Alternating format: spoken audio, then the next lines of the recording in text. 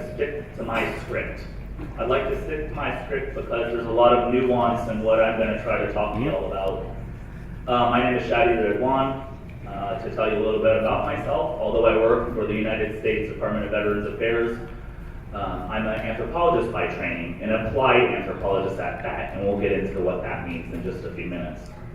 I work on suicide prevention studies with veterans and do a lot of qualitative research.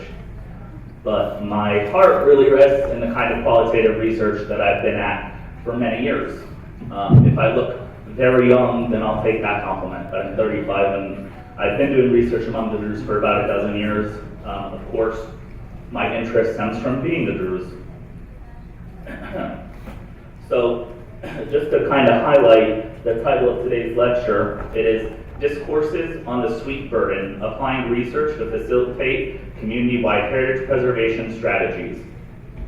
This title, the Discourses part, was drawn from my dissertation research, which I'll discuss in more detail shortly, which was titled The Sweet Burden, Constructing and Contesting Druze Heritage and Identity in Lebanon. And just to talk real quick and offer a short vignette about what I mean by the sweet burden, and I think some of you kind of mulling it over are getting at an idea of what it might mean, is it relates to one of the individuals I spoke to while I was in Lebanon here doing research, and he was a young sheikh, and he grew up in a majority Christian town, and when he went to high school, of course, he dressed Druze, and he became a walking symbol of the Druze community. And of course, given the curiosity of others as to what we stand for, what we represent, what our religious ideals are, he was sometimes uncomfortable in that role and sometimes relatively comfortable, depending on who was asking.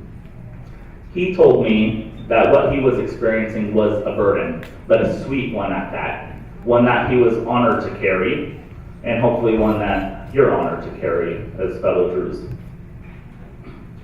To begin.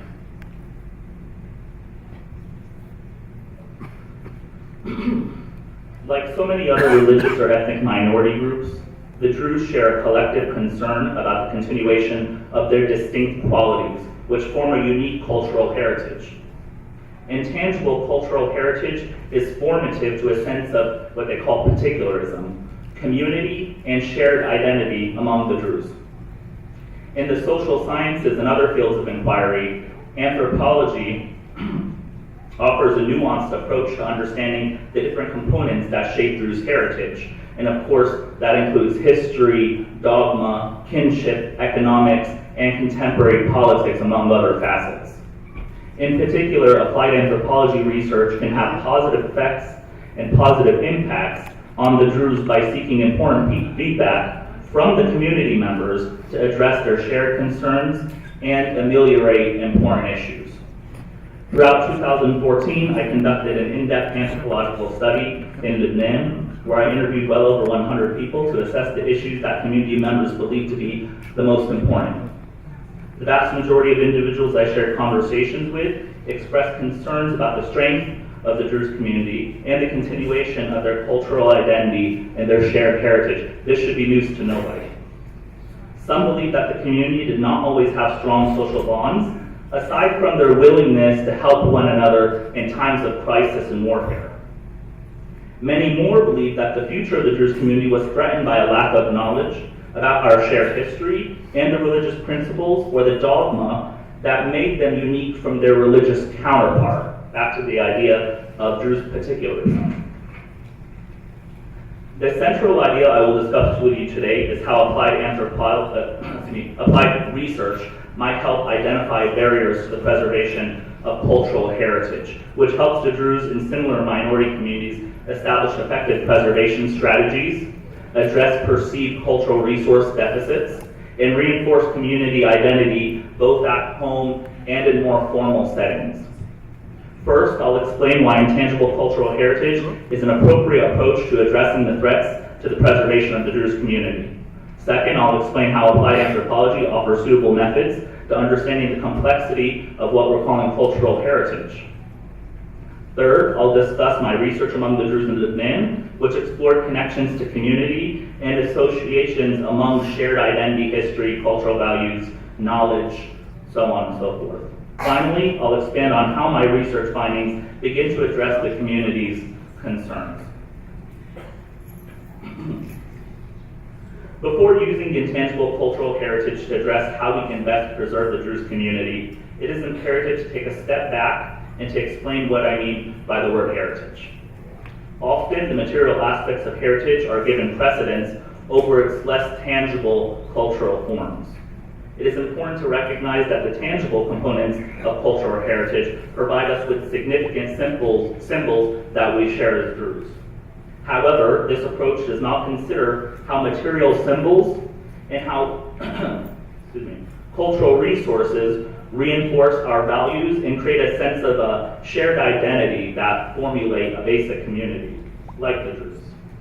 In contrast, I take Laura Jane Smith's approach to heritage as the process of how we make meaning in our lives, in and for the present, based on our present needs, I should say. Cultural heritage influences virtually all aspects of social life and serves as a foundation from which individuals construct their own identity. And yet, in order to avoid a static or a superficial representation of heritage, it is especially important to recognize that individuals have different degrees of agency to construct and to engage with the thing we call cultural heritage. Put more plainly, heritage and identity do not exist independently of the processes of power that give them meaning. In recognizing broader concepts of heritage and its connections to our history, our memory, and our politics, we can begin to identify where the power exists to make change. The term heritage is both loaded with meaning and it's also malleable. Many social scientists and anthropologists alike have used the term as a convenient category from which to study a variety of communal facets, ranging from the preservation of historically important heritage sites to understanding issues of cultural assimilation in the diaspora and cultural assimilation among minority groups in their countries of origin. Applied anthropology offers us the tools to appreciate important social forces by identifying the key factors that help inform and construct Druze culture.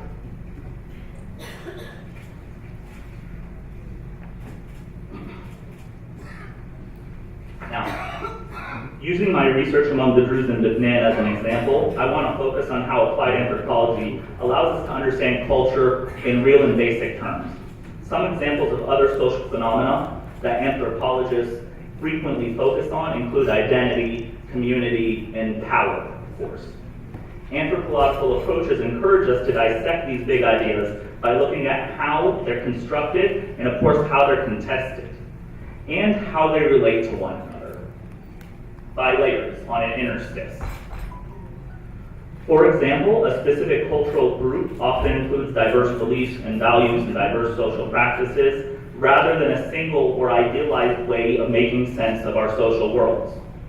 This is because culture is shaped by political, economic, historical, linguistic, and religious forces, among others. These forces are not always experienced identically by all members of the social group.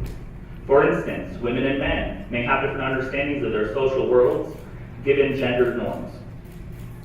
The application of anthropological research offers a comprehensive approach to the study of heritage and allows us to recognize the fact that although heritage is based on conceptualizations of the past, kind of like memory, it is situated in the individual's current experience, right? We can't live in the past.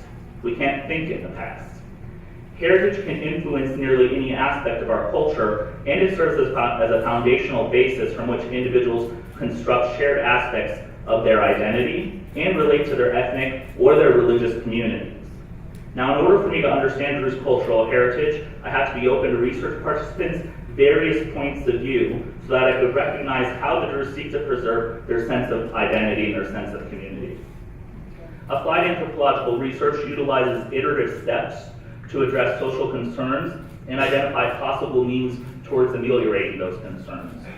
To gain a clear understanding of how proposed amelioration strategies might work among the Druze, it's crucial to understand how culture and shared identity are valued within the community itself. For example, when I conducted my research among my fellow Druze in 2014, many individuals that I spoke with, explained how educational resources focused on history and religious knowledge could serve as a foundation for greater enculturation. Not a very complicated idea. Therefore, a lack of knowledge on these subjects was identified as a primary barrier to the continued strength of the Druze community. And just to reiterate that, what I'm talking about is a lack of knowledge, once again, focus on our shared history, right? And the basic religious principles, which when I was in Lebanon, I had to constantly tell people what I was concerned with were the awal daraj, not exactly something deep, not the more esoteric beliefs, nothing one would have to become initiated to maybe understand. Given my previous research among the Druze in Lebanon and in North America, it is apparent that many believe that the community may be facing the problem of loss of heritage and pressures to culturally assimilate or forego traditional practices to blend into the dominant culture. This is in part due to a lack of understanding of Druze history and religious beliefs that have led many to perceive that their shared identity is less resilient than their Christian and their Muslim counterparts, in Lebanon in specific. Therefore, many Druze believe that the future of the community is at risk and that they lack the social support, the political clout, and the resources that other communities have. My 2014 research in Lebanon sought to identify common concerns within the community. Now, based on research participants' feedback, the three main goals of my project were to understand the need for expanded educational resources focused on Druze history and the basic tenets of the faith, to discover what the barriers were for the community to learn more about their heritage, and to recognize how those barriers can once again best be addressed or ameliorated.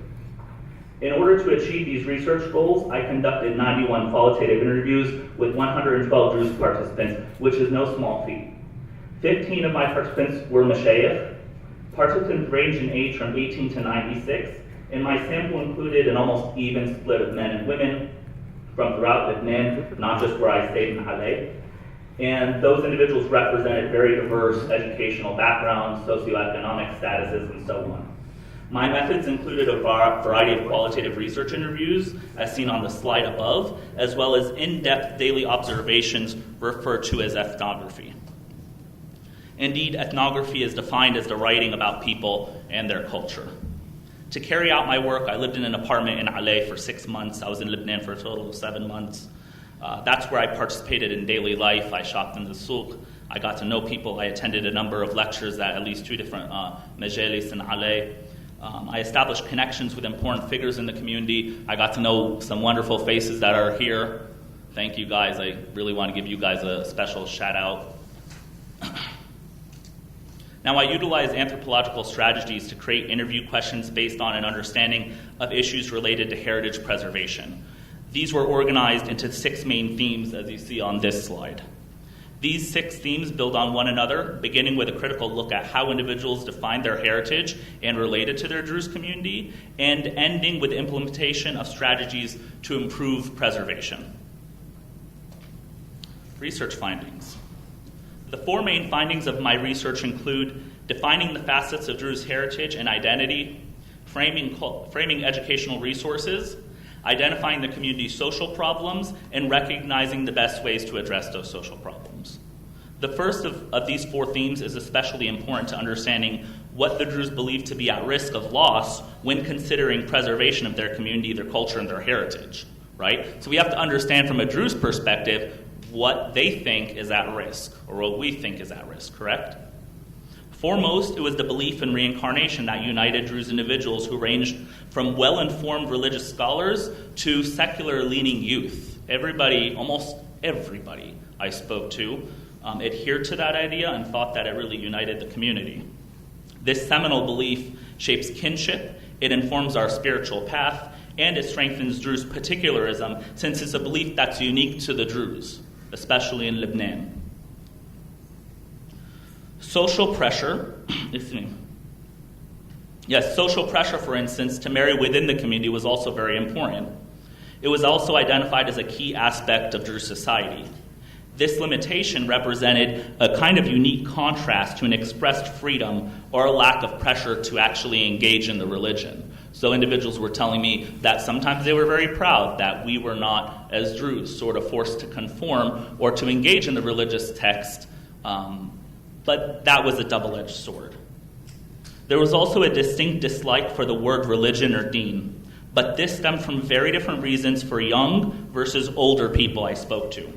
For Druze youth, the word was associated with the sectarian divisions which had nearly torn the nation apart during the Lebanese Civil War. For some older adults, especially those familiar with the faith's inner teachings, the word was thought to detract from the more accurate emphasis that rather than deen, one would focus on the life philosophy that is tawheed. The second main research finding looked at formal educational resources focused on Druze history and the basic tenets of the faith. Participants explained that there are not enough accessible seminars or a standard and agreed upon curriculum. Existing resources are often problematized by others to the point of crippling the efforts of some individuals that have sought to share their knowledge.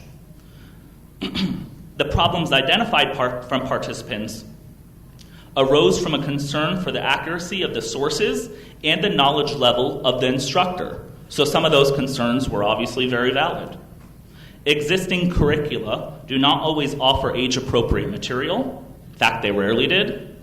And lack the depth that contemporary young adults require.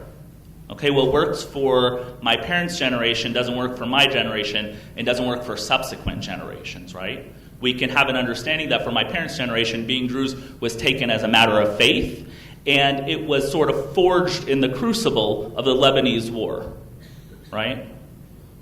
For younger people, that doesn't work so much. This also led to assumptions that there exists an expressed lack of interest due to the assumption that all religious knowledge is secretive and relegated to mashayikh. However true that is very debatable. The third of my findings identifies the social problems that participants believed to be the most significant. Marriage outside of the community was among the foremost risk factors that participants believed to be the most significant in causing heritage loss. Parents that are not well informed enough to pass on knowledge of history and faith also posed a barrier to heritage preservation. Likewise, westernized values that overemphasize materialism were perceived to result in tendencies to view cultural heritage as outdated or parochial. Many believe that community members lacked support from one another beyond the social obligations that predominantly Druze townships lacked practical resources such as libraries, hospitals, and other services. This also supported the idea that the Druze lack an agreed-upon public image, once again similar to their fellow Christians and Muslims, which breeds stereotypes. There was also no shortage of personal stories that referred to miscommunication between initiated mashayikh and other members of the community, leading once again to assumptions that mashayikh were not approachable, which is also very debatable. The fourth and final of my finding focused on ameliorating the social problems that participants identified. Addressing the perceived knowledge gap in history and dogma that was a key threat to the preservation of Druze heritage was seen as a path to resolving fundamental social issues.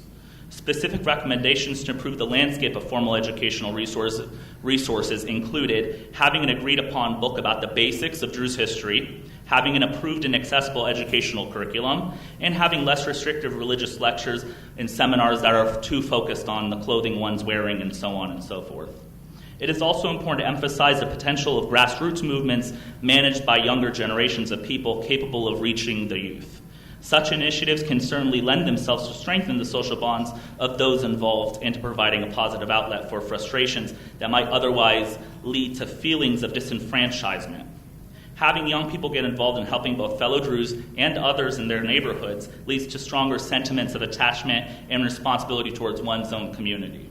Further, it is especially important to work with the offices of Sheikh al-Aql to provide more broadly and disseminate approved historical and religious instructional material.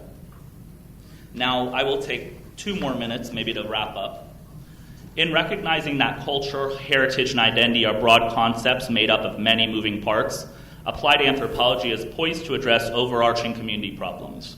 Now, to understand intangible cultural heritage, it's critical to examine how these moving parts connect and intersect through observations and conversations with actual community members. Anthropological approaches provide a nuanced understanding of complex and impactful social issues by identifying their constituent parts, which in this case are Druze individuals. While the term heritage is often used for its convenience and its comprehensiveness, its broadness is actually its strength, since it's a term that's both, once again, malleable enough to include all the important facets of our social lives. Now, a critical approach to studying cultural heritage should always include a discussion of the processes of how we make meaning in our lives so that we can more easily explore how tangible and intangible heritage are given value. Failing to take a more critical look at heritage situates it as self-sustaining and inherently important to all members of the community in the same way. Finally, this research represents one of the few efforts to collect primary data with the intention of addressing key social problems among the Druze. It establishes a foundation for future applied studies on any number of social themes relevant to the contemporary community. Participants' feedback clearly illustrated that a more robust understanding of Druze history and religion can result in very positive outcomes in the community. While a standard curriculum cannot motivate individuals to seek new knowledge, addressing this gap in formal education on these subjects is a necessary step to providing the tools for individuals to actively inquire. For most researchers who have studied the Druze, it's certain that as religious comprehension becomes less prominent, the community itself loses purpose and association with its distinct Druze identity will diminish. This research shows that individuals believe that advancing knowledge of their history and their faith intrinsically has a positive effect on the strength of the Druze community in Lebanon. Thank you. Sorry I had to rush.